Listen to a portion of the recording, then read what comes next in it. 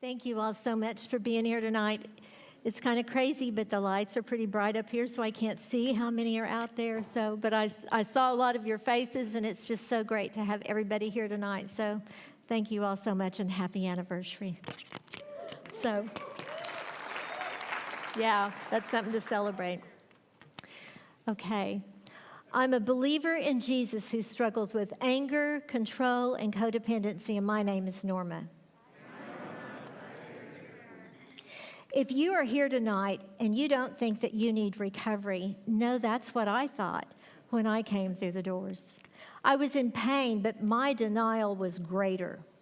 Truthfully, my pride, self-righteousness, and arrogance kept me from knowing myself and from fully connecting with those in my life for way too many years, 52 to be exact. As a child, I had every advantage, and my parents sheltered me from tragedies. I was raised in a loving Christian home with parents who loved God and who showered me with their love. I was the oldest of three and quite typical of the oldest child. I see now how I must have irritated my little brother and sister because I was such a mother. I knew and kept every rule, becoming quite the Pharisee.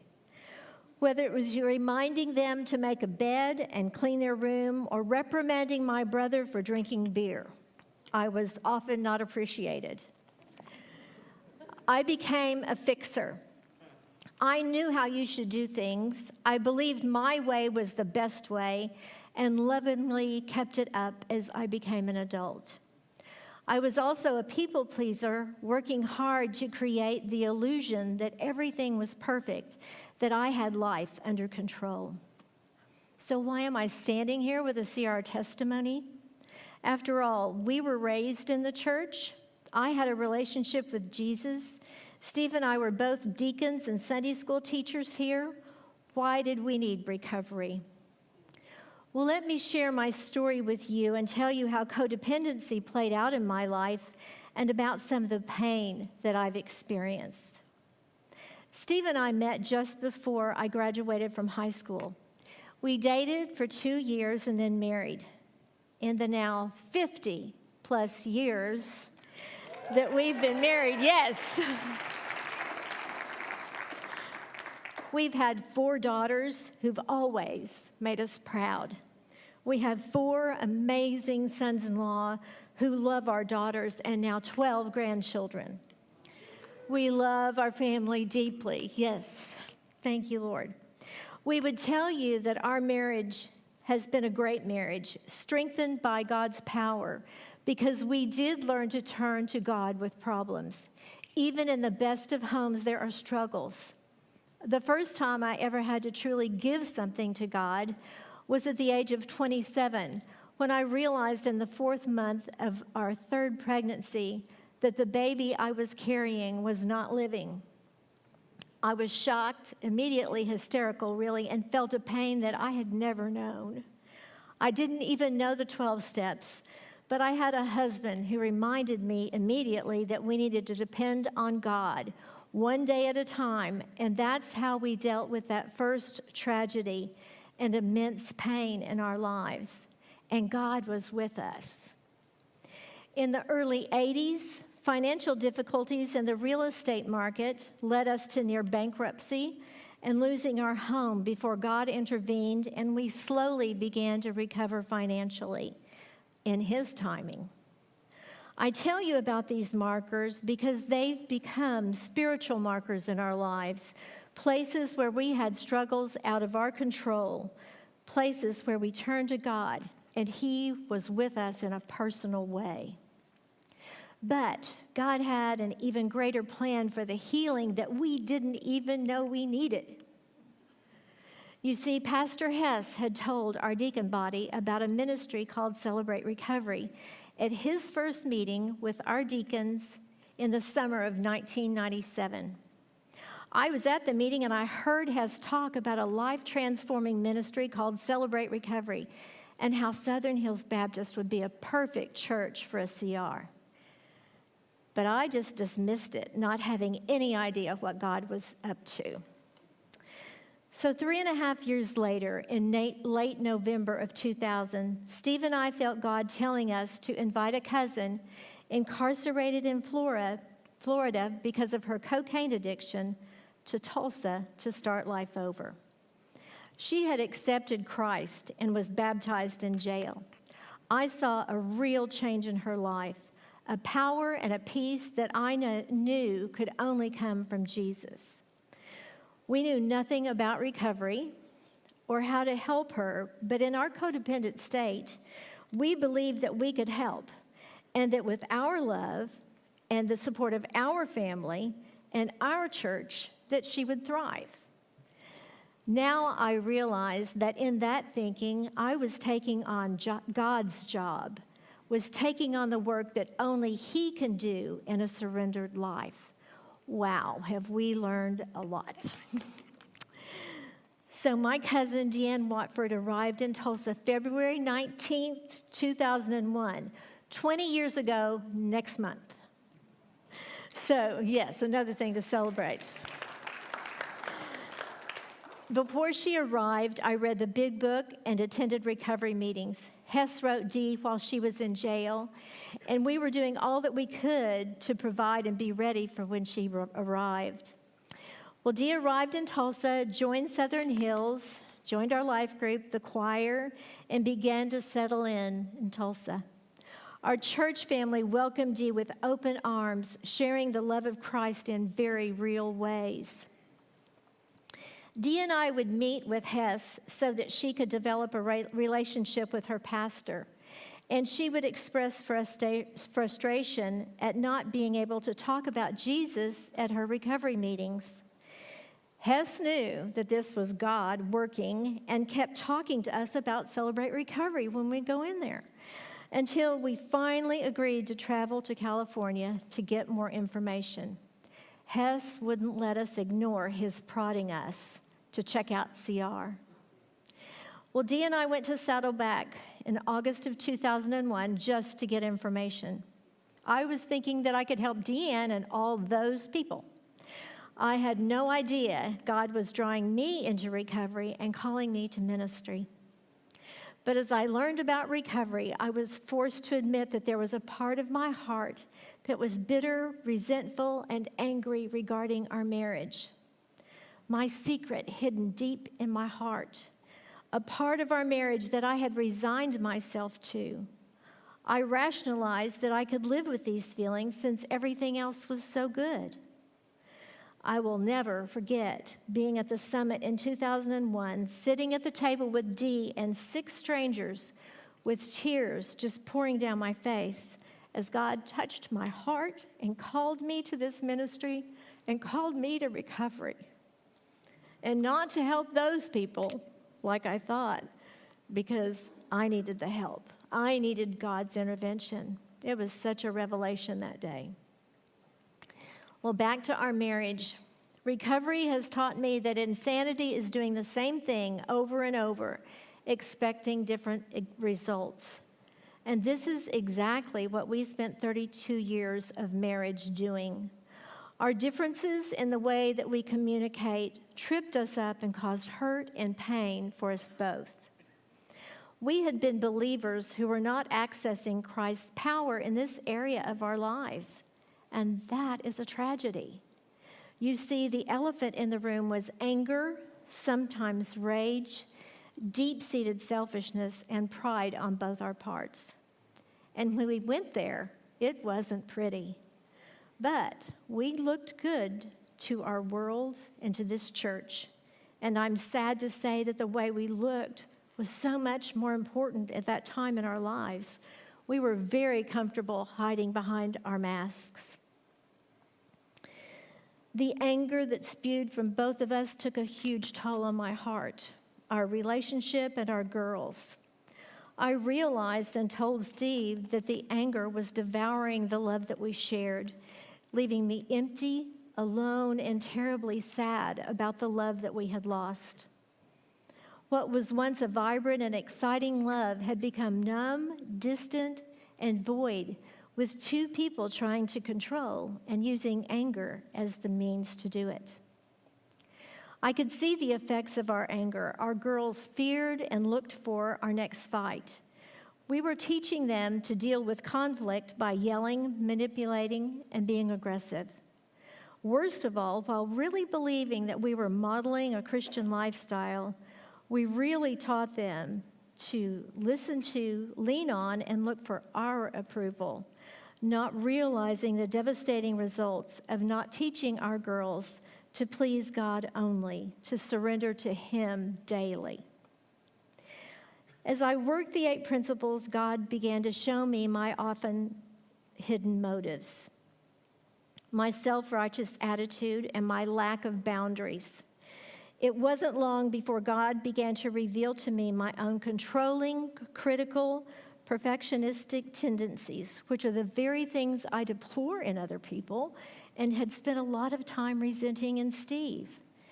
It was at this time that I turned our marriage over to the power of God, listening for His voice, watching for His power in my life, and wanting to please only Him.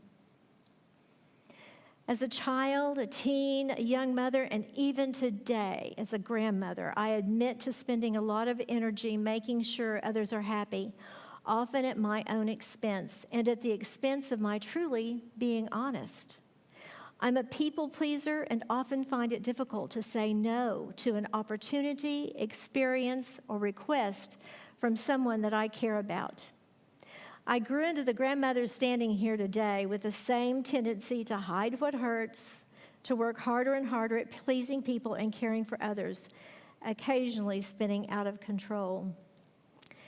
I've learned through Celebrate Recovery and my study of boundaries that my desire to please others has kept me from creating healthy relationships and from expecting others to accept, hear, and live with the no's of my life. I'm learning to look only to God for that affirmation and direction in my life today. Working the principles of CR has been the tool that God used to help me take a good, hard, honest look at me and make some much-needed changes. Principle 6, in part, says, offer forgiveness to those who have hurt me and make amends for harm I've done to others. This is the principle that was most difficult, but also the one that touched and changed my heart. I remember the night that I apologized from my heart for my arrogance in blaming Steve totally for the problems in our marriage and for carrying resentment and bitterness into our marriage. I believe now that my resentment and bitterness hurt our marriage more than Steve's anger. I had been cruel and used curse words, anger, and sometimes rage to intentionally hurt him. Hardest of all was admitting to looking for perfection in our marriage. You see, I could be extremely critical of Steve in our marriage. Thankfully, God does not look for perfection in me to show me His grace and mercy, and neither should I in our marriage. I've learned in recovery that in making amends, I should not expect anything back. Any forgiveness is a gift from those that we have hurt. Well, since Steve was working the steps at the same time, he was at a place where he could and he did freely forgive me for all the things for which I made amends. Making amends began to change me and our marriage. It was a turning point for us. God began to change me, giving me an awesome peace and joy about our marriage.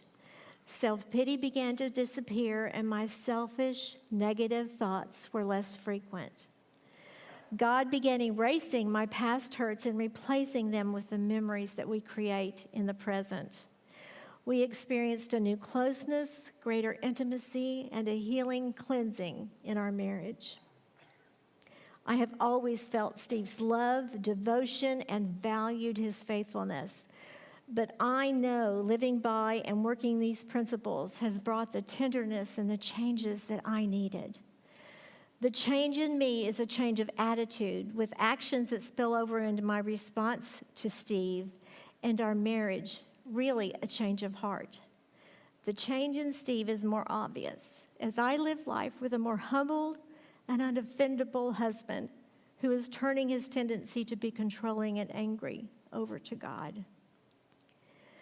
I now know clearly that recovery is a process. It's a journey. I've seen it in my life, our marriage, and in the life of my cousin. Thanks, Dee, for letting me share part of your story. And thank you for coming to Tulsa, because God used you to get us into recovery now 20 years ago. God, yeah.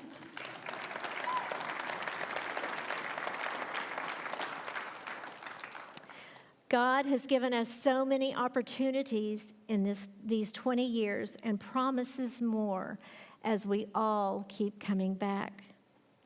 Know that my plans for the future will always include being at RCR on Friday nights and serving at RCR. But I'm changing roles so that Julie Heritage can serve as our female ministry leader. Yay!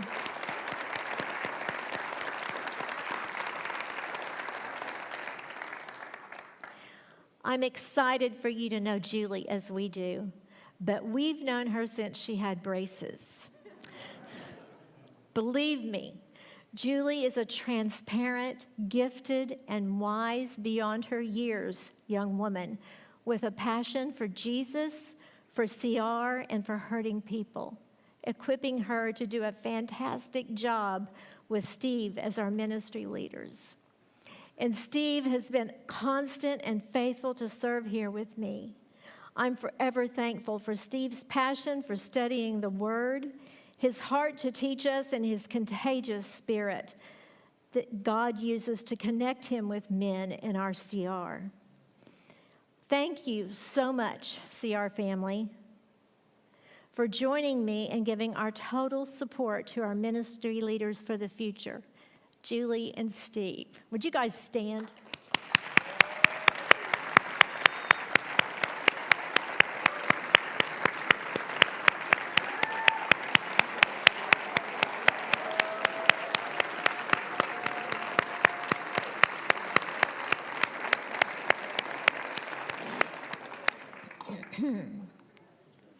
For 2020 and beyond, I will be serving at this CR on the CR Inside Out team, the newcomer team, and the prayer team. I'm also going to start a step study with Alice Cobble on Zoom, 11:30 to 1 on Wednesdays, beginning February 24th. So ladies, please sign up during Cafe Recovery or on the Church Center app if you want to join our step study. So if you're here tonight and you have never done a step study, or if you have relationships that need healing, or you're looking to know Jesus more deeply or to know yourself, come join us. We'd love to have you.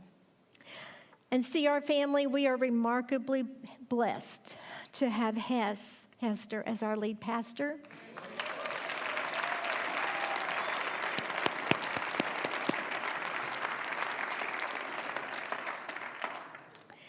Hess has been drawing other pastors in our state and nation to recovery, and we are blessed beyond measure to have Josh serving full-time as our CR pastor.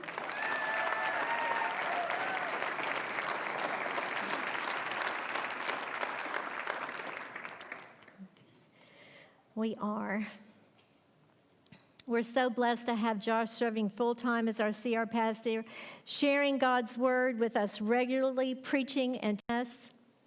Josh has served at this CR since our very first meeting and given more than his all every day of these 19 years. Thank you, Josh.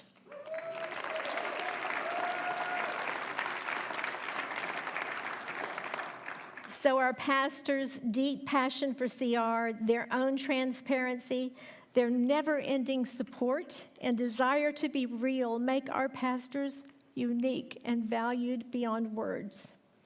Tammy has done an exceptional job with handling the never-ending administrative tasks as our Director of Recovery Ministries. Yes.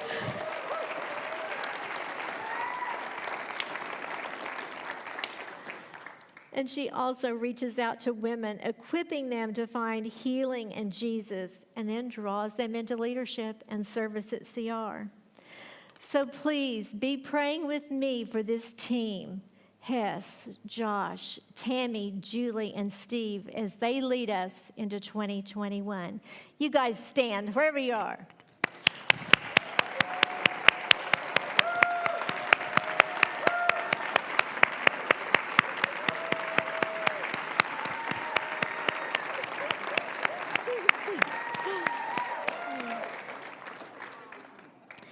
next to being Steve's wife, the mother to our girls, and grandmother to our 12, being the ministry leader at RCR has been the greatest joy in service for me and helped me find my calling in life.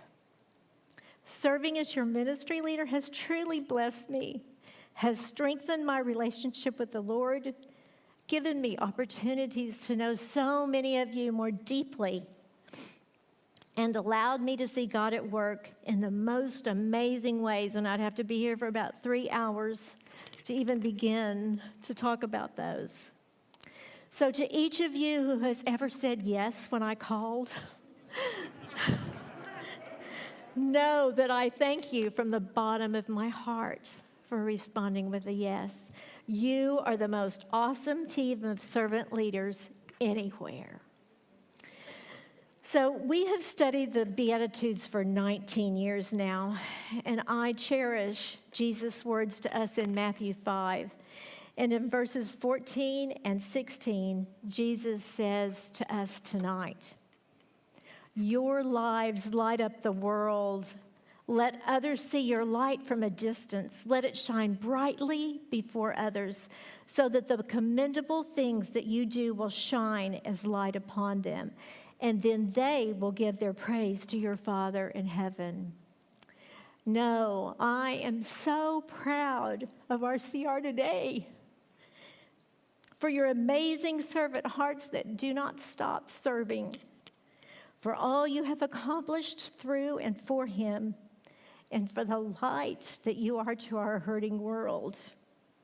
Please know the light of this CR shines throughout our city, the state, and even across this nation. You are truly seen from a distance.